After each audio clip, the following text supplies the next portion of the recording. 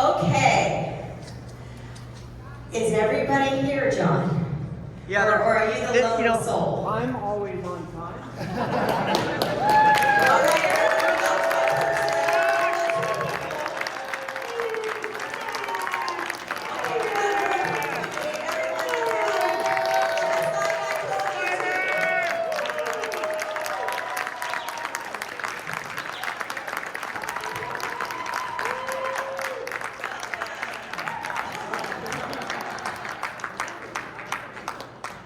All right. Ladies, welcome.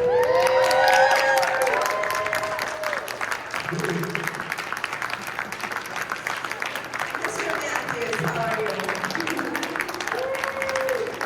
All right. We're missing Beverly. She's in the toilet. Give her a minute. Give her a minute. Come over here, baby. She's got a blip in her hanger. There you go. She's in the loo. She's called Jason Lou. Welcome to Days of the Dead. It's so great to see some of you again. So great to meet some of you for the first time. It's such an honor.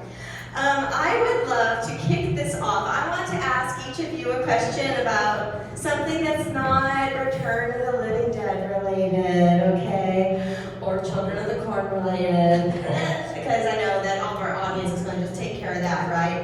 And then we'll throw it up to the audience for their questions. Sound good? Sounds good. All right, so let me start off. I'll start at the end. Ladies first. I will start at the end. Start with the ladies. The ladies first.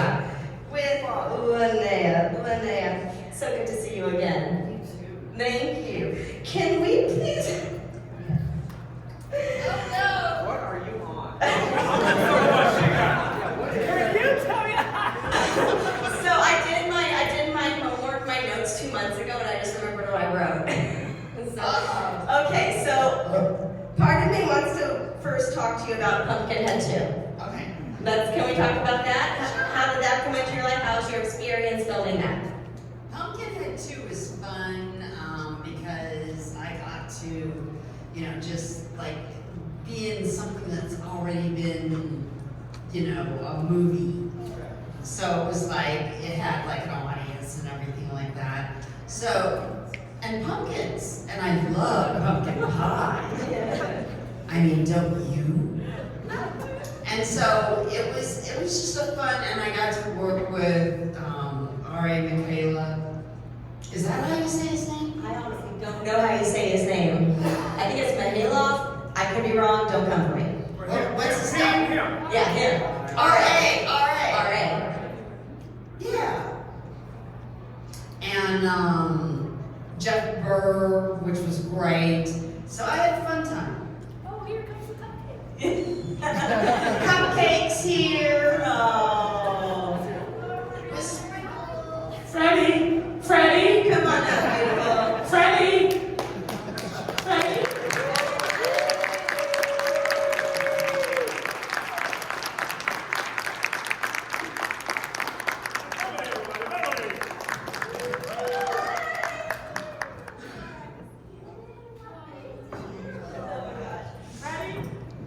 Okay, so did you have anything else to add, or That's it. Okay, That's it. Miss Jewel. Why are you skipping over Jewel? Oh yeah, no, we're gonna run right down the line. See, Go ahead, ask her question. She's got a question first. can we talk about Scammer Cop 2? Oh, we can? Can we? I don't know. There's a movie on it, right? Yes, it is. Do you have any stories from the set of filming that? No. Can we move on? Come on. I don't remember. Nasty. I cannot remember that. How? Remember. No, I don't remember Scanner Cop 2. All right. How about Zapped? Oh, I really don't remember that. Zapped. What about Return of the Dead? No, we'll talk about Zapped. I'm Jake. Topless? Am I topless? I think so. Yeah. Yeah. Scott Baio. She was that most of the time. Scott Baio says telekinesis power on me as I top my top and 200 other girls. And it was quite a, it was a huge hit. I mean, it was really bad. Why was it lying? Because everybody was topless. I would have done it.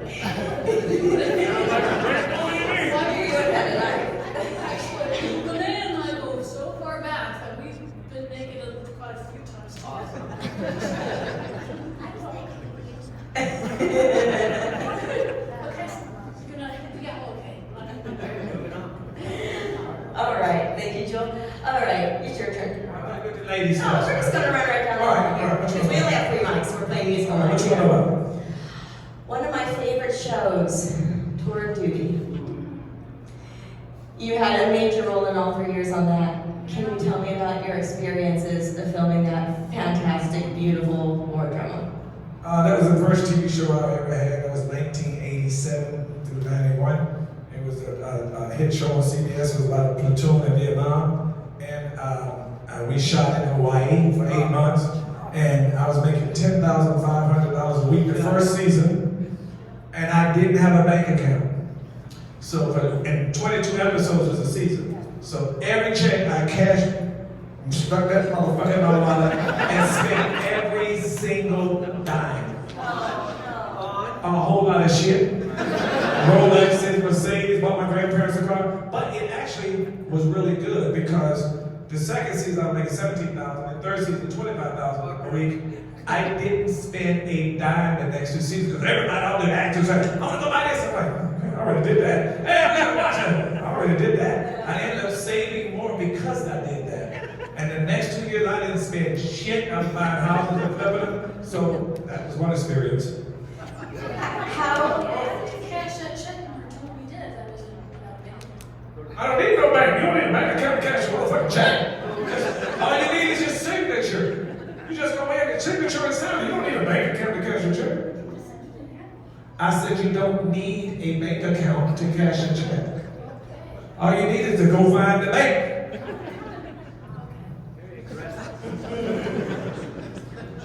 I'm not wrong. Oh, sorry. Your memory. How about for you, sir? What? Point Break. Point Break. Yeah. A story about.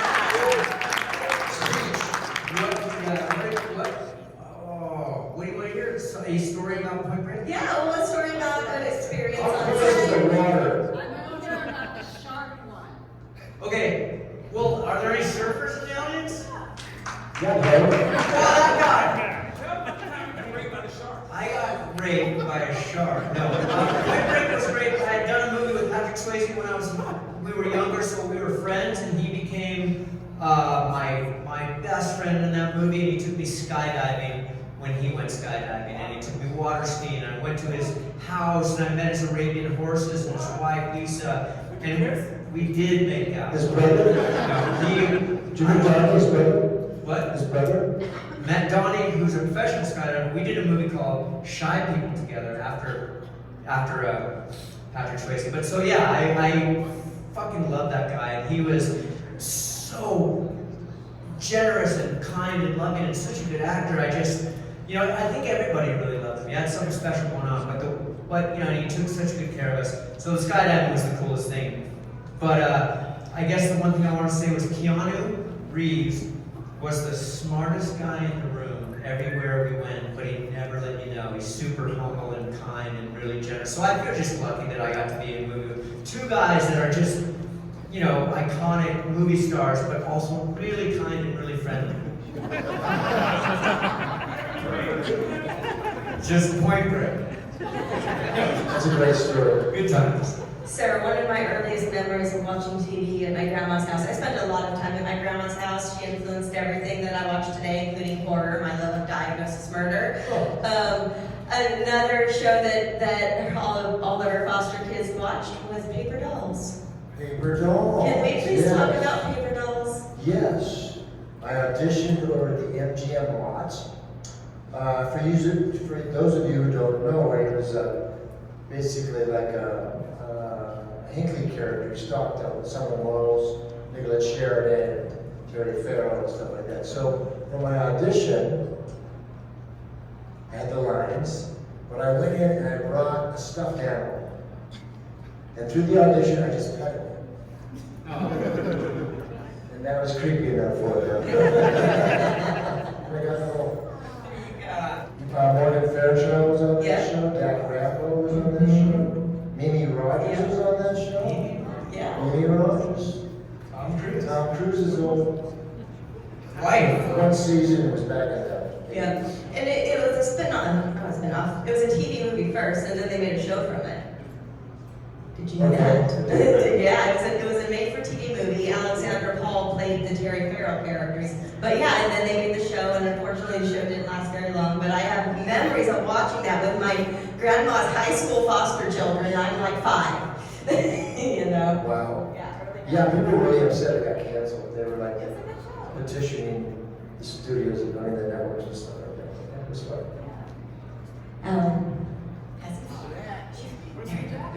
Hi. So you are quite an accomplished puppeteer. You have done many Muppet specials and movies. Can you talk about your experiences on those, just in general, of working with such an iconic company? Wow, that's a pretty broad topic that covers 50 years of my life. Covers everything, right? Everything. That should be easy for you. 1982 was, let's see, interestingly, that's the year I was able to quit my day job for the last time, because we were touring with Erlene Mandrell, who used to have a TV series on with her sisters, the Mandrell sisters, in the early 80s. And so she was touring with this puppet band, okay? So that was my first tour and chance to really work full time. And I was working at a place called Leo Stereo at the time, selling car units. Used to go under the dashboard and 8-tracks and things. And I was able to quit for the last time. And I had a fantastic time doing that. But yeah, I started working with the Jim Henson Company in 1990. The first thing I did with them was the Muppet Vision 3D show, which I understand now is finally closing for the last time down in Florida. So if you haven't seen it, there might still be a chance to run down there and see it. It's really cool. And after that, they brought me in for things like dinosaurs. And it's, when you're working for a company like that, that was founded by somebody like Jim Henson, we all wanted to promote and keep alive his vision for the Muppets, but for every other kind of character and project that his imagination would come up with. We always felt a strong sense of responsibility to keep that flame alive, and it's still there among all the puppeteers and the writers who continue to work on Sesame Street and all these other productions that have come in its wake. Anyway. Yes, now we're doing a show called Puppet Up, which is it's a puppet improv show live. So that we're touring again. I'm back on the road. We mostly do it in LA now, but it's kind of like PG-13, R-rated, and Every avenue Q of you. it's kind of. But it's live on stage, and it's mostly improv, and we do some of these old recreations of old Muppet stuff from the Ed Sullivan Show that people haven't seen in 50, 60 years. So it's a fun show to do if you're over in LA. Where can we find more information on that if we are in LA and want to see it? PuppetUp.com. Okay, puppetup.com. Yeah. Wonderful. Beverly. So I'm going to bring Linnea back on this one too, because you guys are kind of related on this question a little bit. So you missed the intro, but I'm asking you both something about anything that's not, the movie you're here for today. You guys both did a movie for my friends, different movies, the Caesar and Otto series. Paranormal Halloween was yours, right? And I think Deadly Christmas was yours. Can you talk about that? Yeah, it was a lot of fun. It was just, they're so quirky, those two guys. They're so quirky. And I played a character who was the mom of one who had superpowers, and oddly, weird, you have to see it. I had these hidden superpowers, and I had a crazy name, and it was good though, it was fun. Yeah. I liked it. It's a fun little series. You can watch them on, I think, they're on TV right now, but they're kind of everywhere. But I just talked to Dave a few weeks ago, so yeah. Yeah. Paul, Yeah, Dave and Paul. Lovely guys. Yeah, they're fun. They're wonderful. Yeah. Dave Astley would be coming out pretty soon too as well. In the same series? No, a very serious horror film. Yeah, I'm very excited for it. Watch for that. Yeah, it's going to be great. Do we have any audience questions out there? Yes, Brendan. Alright, I wrote this one down. Can you talk loud, sir? Stand up. Stand your ass up. As far as a shining example of what a stellar ensemble cast is, for me, it's The Thing and Return of the Living Dead. It's apparent that you guys had chemistry then, and it still shines today. I had two quick questions. For one, this movie is full of quotes. Everyone has their favorite quote in the movie. Mine is Miguel saying, "How blessed in this damn head." Was that an improv line, or was that written in the script? That was improv. 90% of my shit was improv. My second question is, what is everyone's favorite line that your character said in the film? That was mine. It's just as me. I don't like to cut. So. My favorite line of yours is Friday. Well, I didn't have that many lines. You didn't have any, man. Brains, or maybe more brains. I can't decide between them. Said more cops. Tina.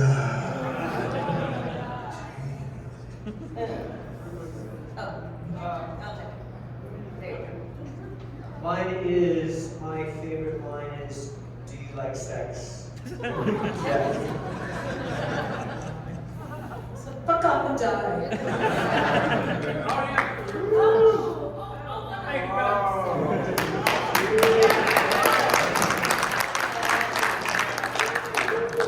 That's my sister, y'all leave it over here. And mine is I like it spooky. Exactly. Any other questions out there? In the back, yes. White shirt. Yeah. Hey there. So this is really for Tom, though it could go for all of you. We've heard you all talk about how wonderful James Karen was, and I've seen some of the videos that Joel posted in the past when James was still with us. But did any of you know who he was prior to filming this? I didn't. I have no idea. I didn't have any idea. I didn't know who he was, Clue was, anybody. I didn't have a clue. I didn't grow up with, like, people on the East Coast know him as the Pathmark Man. Do you guys know him? Anybody know him? So Pathmark was a supermarket. It's a small chain of supermarket on the East Coast, and he did the specials. He did the voiceover specials, and he was on camera for 30 years for the Pathmark chain. So if you're on the East Coast, oh, that's the Pathmark Man. So that's how you knew if you were a kid growing up. But yeah, Pathmark supermarket chain. Never heard of that shit. Yeah, it's like Kroger or something. Is that a California thing? 'Cause I've never heard of that in my life. But yeah, no, we were definitely blessed with him, you know, coming to the set. If I was a producer, I would hire him. I would have hired him just for his energy on the set. Because he was just he loved being there, always positive, and Always just smiling. his energy was just so great. And yeah, we became very close. All of our scenes, we had a lot of scenes together, of course, and it was great rehearsing with him and talking about the scenes. And you know, for us as actors and young actors, it was that film was a total collaboration across the board. Dan was nervous, so normally if you got a writer director, they want it their way or the highway. That's it. They don't want to talk about it. But Dan was open to it, and we talked about every scene. A lot of the stuff was improvised or just came out when we were filming. So we were really blessed. I remember we were 3 weeks into filming, and this is what made me think of it at the time. We were 3 weeks into filming, and I asked my mom something, and she had said no to me, and then I realized I hadn't heard no in 3 weeks. So then I'm like, oh my God, something special's going on. So it was really great. And then lucky enough, I knew James's wife before I met him because we were in acting We also found out on the second one that we were born on the same day. We had the same birthday, so we shared our birthdays every year after that, until he passed. And I would have him come over for the holidays and stuff like that. But every year we would celebrate our birthday together. But basically, he was a nice guy. Everybody loved him. Yeah, for sure. He really was. He was also, he collected antiques before, and that's how he would. So I asked Al for something, and she gave me a antique as a memento of him. That is, it's a metal antique, and it's a cowboy with a lasso. Can I try it? Can I have it? Pretty cool. But yeah, from Buster Keaton, yeah, very close with Buster Keaton. Jason Robards was a good friend of his. I remember him coming to the set. He would tell me all these Hollywood stories because we did our makeup together, so we had a lot of time to hang out. He told you all about Nancy Reagan, right? No, he told me a great story that I'll never forget. He was doing a play with Jason Robards. No, Jason Robards was doing a play. And Jimmy would go to it all the time and see it. And Marilyn Monroe was in the play. She was in the first act, and she was in the fourth act. And the bar was in Jason Robards' room. So if you wanted to drink, you would go to Jason's room and get a drink. So Jimmy had seen the play 100 times already. So during the second act, he goes to Jason Robards' room, and there's JFK pounding Marilyn Monroe. No way. What? He said, Boy, they had cameras back then. So JFK apologized to Jimmy, and he gave him his lighter. They had the same initials, JFK, because it was the same initials. And he showed me the lighter and told me the story. So where's the lighter man? I'm sure his mama sell that lighter. I'm sure Al has it. So wait, hold on. I want to go back. He really saw him pounding Marilyn Monroe. According to him. According to him. I've never done it a lot. Wow. I don't think he can lie either. But I can't believe she was doing it. I'm sorry, guys. We got a little thing on. Next question. Because I could go all day on that one. So speaking of James Karen, another one who's passed, Don Calfa. I like working with him, and then kind of a weird one, but I think the soundtrack sometimes gets overlooked. The person who did the original score. So have any of you met with the person who did the original score to? I love Jay. I love him, man. He was the first person to taught me how to smoke weed. And we used to go to his house, his apartment in Hollywood, and we would smoke all day. He would tell you all these great stories. He's the gentleman who did the soundtrack is going to be doing the Nayas movie soundtrack. Yeah. With who? The gentleman who did our soundtrack is working on Your Trash's Revenge. We're doing the soundtrack. Yes. Yeah.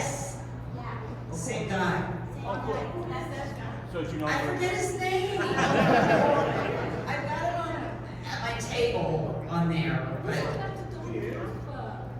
Going back to Don Calfa, should we pass? Next. He used to call me all the time and he wanted to talk about he would call me on Sundays. He wanted to talk about movies and recipes. This is what I'm cooking this time.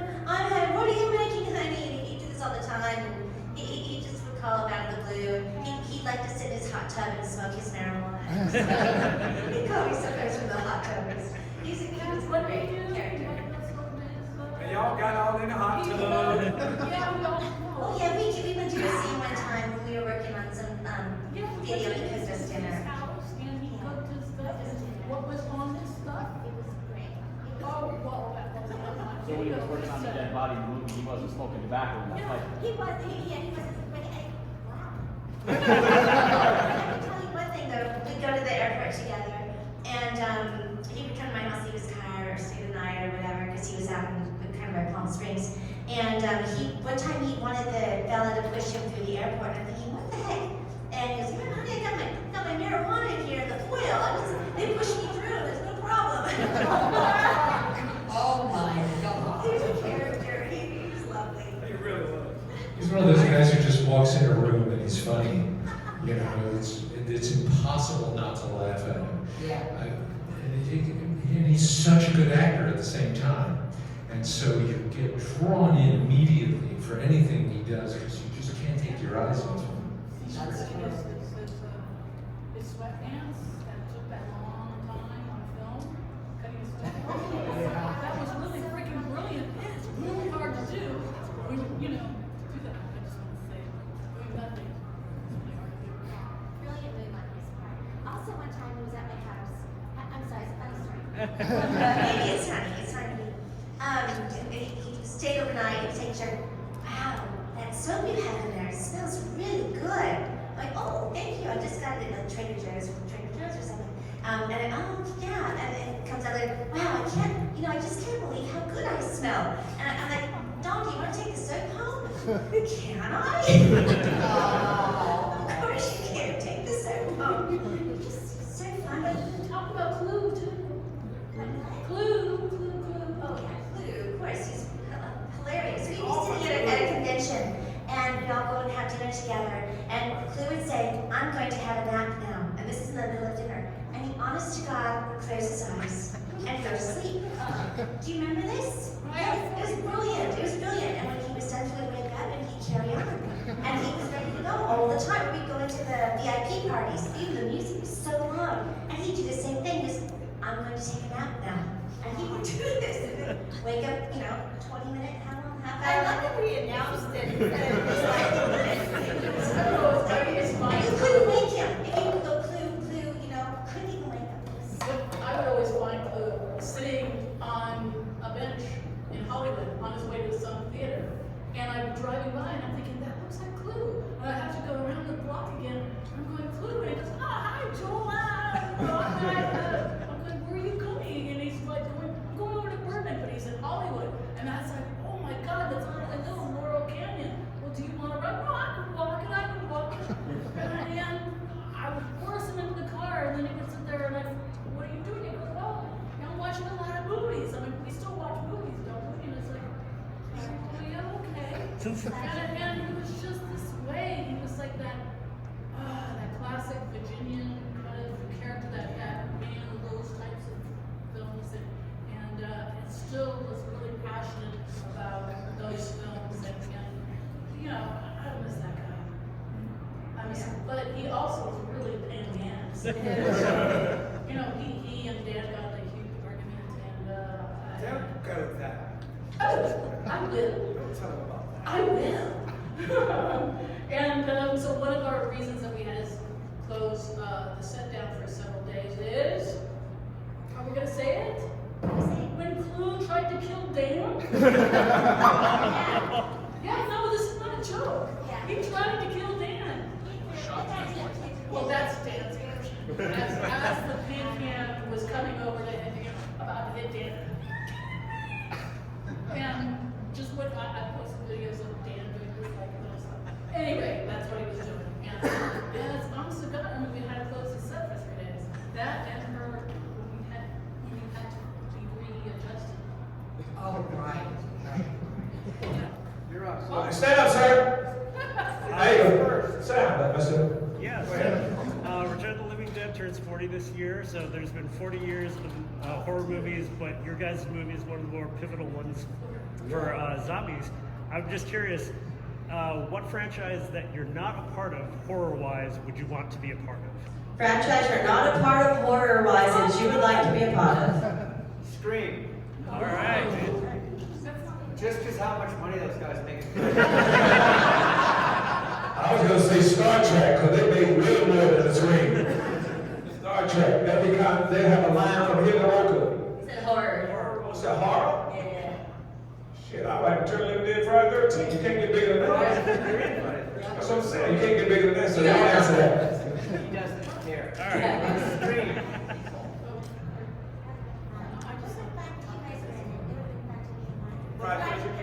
Friday 13th for Beverly.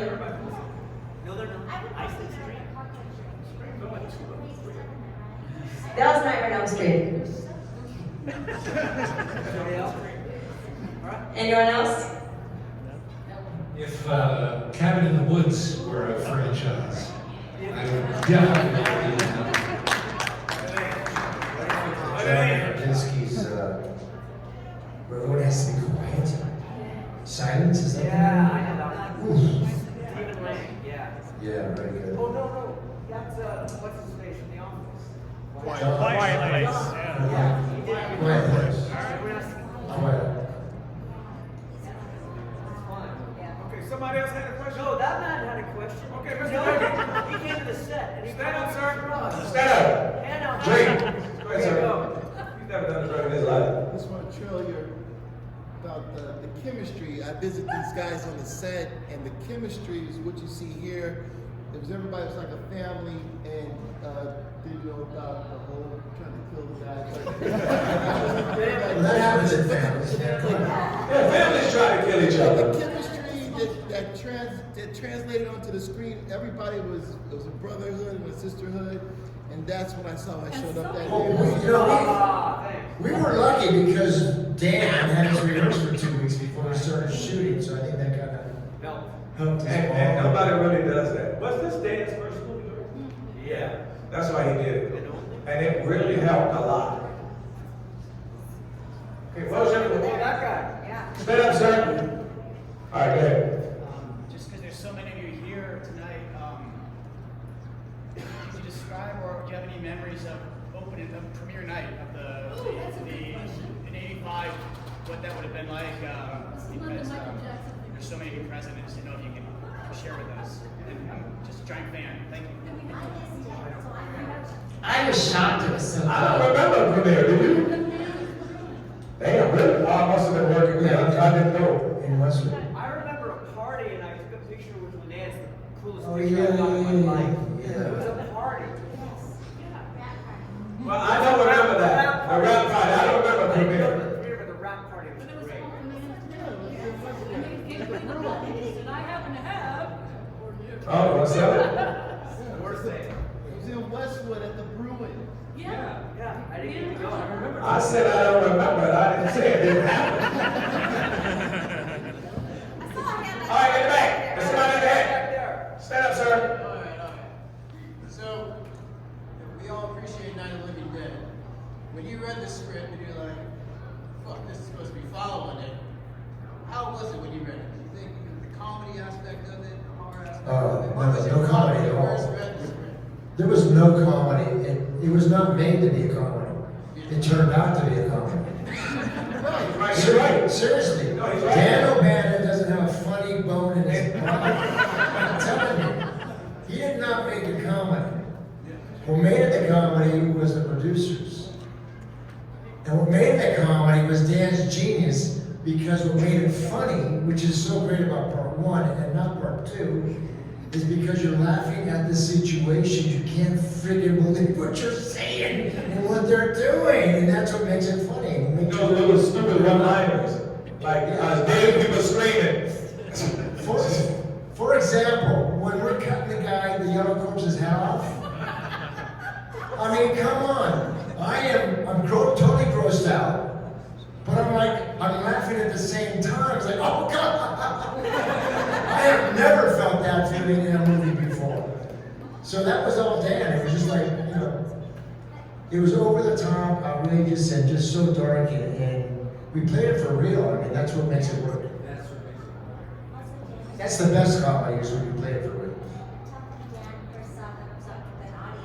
When Dan saw it with the audience and the audience laughed, he goes, "Why are they laughing? Why are they laughing?" He was upset. He didn't understand why they were laughing at his movie, but they weren't laughing at it, they were laughing at it with He it. was laughing with it. Yeah. Man, he was proud of us. It's lightning in the bottle, that movie, for sure. You! Now I have a question. Stand the ass up there. Okay, Freddie. We got Jason people here. Oh, that's very true. We just rewatched the one on YouTube too. Anyway, and so if you guys all played it for real, were you guys disappointed that we all think? Okay, great. No, not at all. Okay. Actually, in the scene with Jimmy Carrey and I, in the office scene, I thought he was overacting like a mother. I thought this guy is way over the top. I'm sitting opposite him, and he's like, "You want to see him? See him? The corpses. They're in the basement." But that scene, for me, encapsulates the whole feeling of the movie. Absolutely. Ironically enough. And I'm thinking, man, this guy's way over the top. And he goes, remember he goes,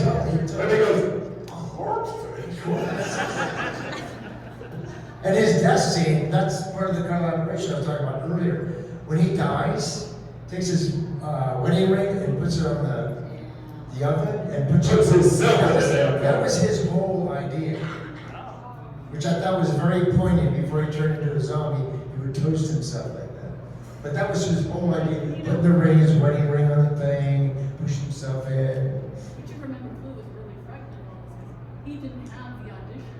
I mean, he was just hired the day before. Yeah, he was hired. Yeah, So no, he was a he's pretty coming- close show. so you can You imagine- still talking about Clue?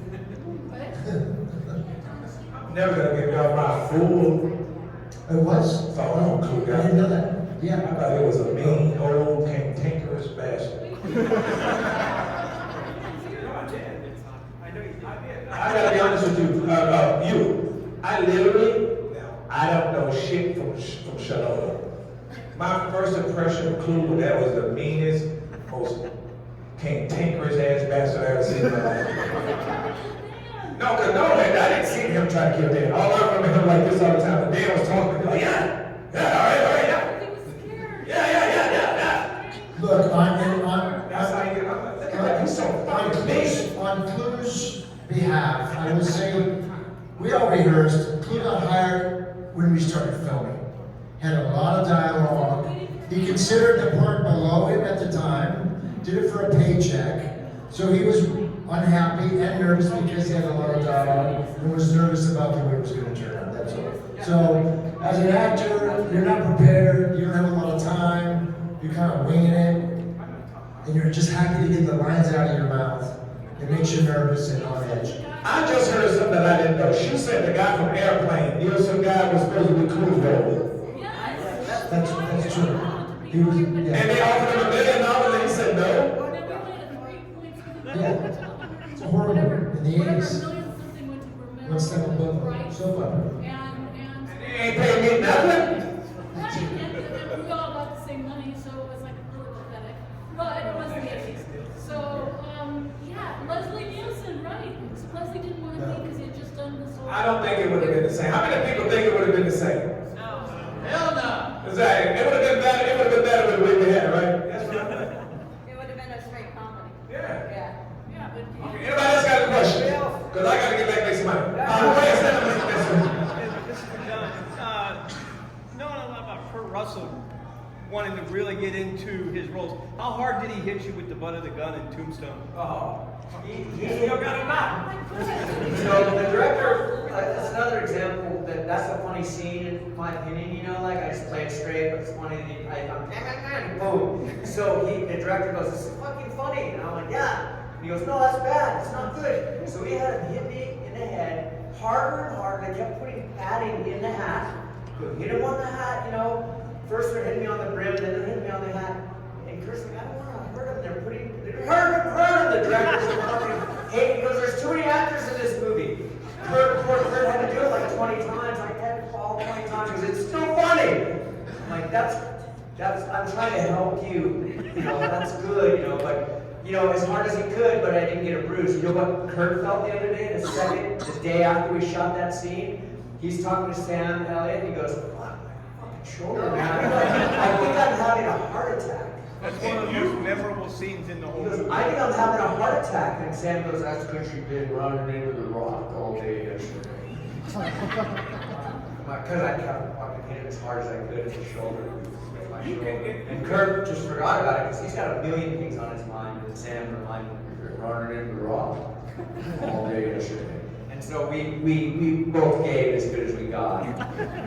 Good story. The things that we could do back then, we'd all be in jail or being sued now. Like, you can't hit somebody in the head, just hit him. You can't do that now. And in return, when they sent her down the step, she fell through the step for real. We couldn't do that now. And the stuff they do now, we couldn't do that. Any other questions? Go ahead. Stand up, sir. Go ahead, close. I know that. Yes, I had to fight for that because my hair was real long, and in Hollywood they wanted blonde actresses with long hair, you know, and we weren't getting paid like Joel said, $1 billion or anything, so that would have like cut my career badly. I don't think so, because that red hair was cute as hell on you. Your hair, come on, wasn't it? I mean,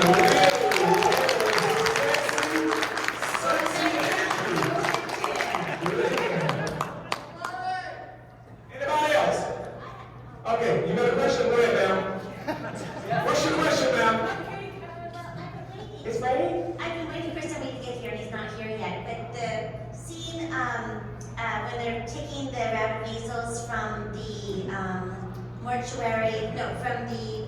The mortuary, to the mortuary. From Unita to the mortuary to be cremated, the gentleman who is on the stretcher is supposed to be here, and I was gonna introduce him.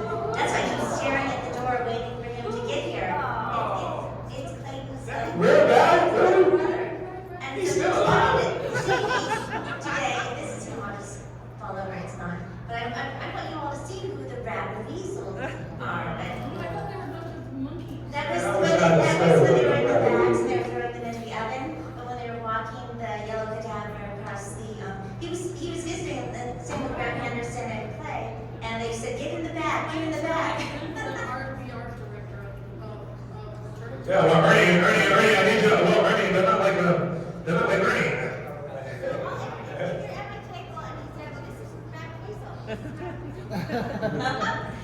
Do we have any more audience questions out there? Okay, one more for Brendan. No, not the black guy, we're not off here. Boy, sit still. I'm just kidding, you next. What's that? Of course, you can ask any damn question. Were you guys forced to eat cow brains? We didn't, but others did, yes. Raw, yeah. Hey, we had brains. I was raised on brains. We had brains and eggs in North Carolina all the time. But we didn't have it raw. And they were like not refrigerated or anything. So when you went, That wasn't me. You didn't get extra. You didn't get extra grades. Okay, the young black man in front. Got Brendan and then so one over here, and then we're gonna wrap it up. Okay. Could you tell us a little bit about your experiences playing Demon in Friday the 13th? Oh, me? Oh, damn. I was still homeless when I did that. I was homeless when I did that movie. I was still homeless when I did that Little Rescue Mission at the time. And I got the role, and I didn't know shit about acting. I didn't know nothing. And it was freezing in that thing. Freezing. I was so excited to do it. And he said, just do it. And then I just started, he said, sing. And I started saying, sitting in the morning sun. He said, hey, cut. You can't sing that because we have to pay for it. So, ooh, baby, I just made that shit up right there. and I loved it because I was in the movies and I started crying and I was crying and the tears were coming. I was like, I can do it. And it was just exciting. First job I ever had. It was just fun to me. Not hard at all. So there's a fan theory that came up recently about, in the movie, of course, Tom and James, you see him die and turn into zombies, but when James hits the barrel at the beginning and Tarman comes out while they're unconscious, the theory is the reason why Tarman didn't eat him is because they were already dead when the gas hit them. I don't know if that's... Wait. Say that again. So in the movie you see Tom and James turn near the end, when they're in the chapel. Correct. That's when they're supposed to turn. Correct. But then when James first hits the barrel at the beginning of the movie and the gas knocks him out, Tarman comes out, he's down there wandering around, right, but he doesn't eat him. So is the reason why he doesn't eat him is because they were already dead when they... Yes. They got chemical in their ass.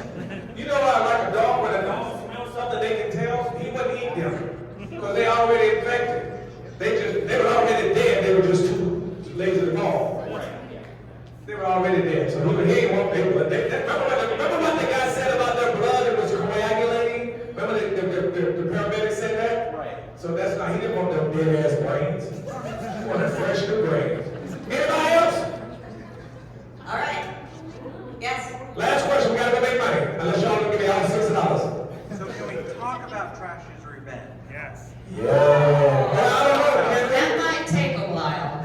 We're starting the campaign on the 20th of this month, and Trash's Revenge is not a remake or anything like that, but it's a whole fun. It's got dancing and singing and all of us in it. Yes. Yes, and we're all gonna be in it and going different places to film it, and it's gonna be really fun. And make sure you go see it. Make sure you go see it. Take all your friends. And tell all your friends. Tell all the people you think to go see. Make sure they go. Just like Yes. Chris Rock. Force them. Took a whole bus to see Joanna Man 2 open. And we have the music guy. And the same, the same music that did ours. And it's gonna be a hit, I promise you. Only if we make it one. That's why we gotta go see it, right? We gotta go make it again.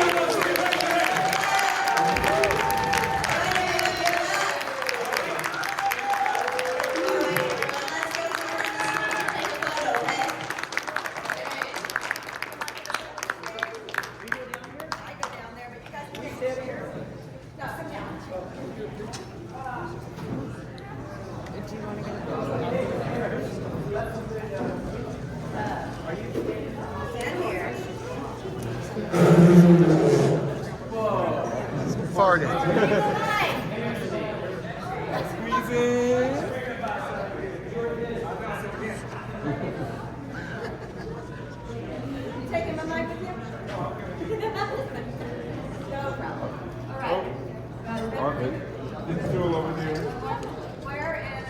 Oh, one more. All right.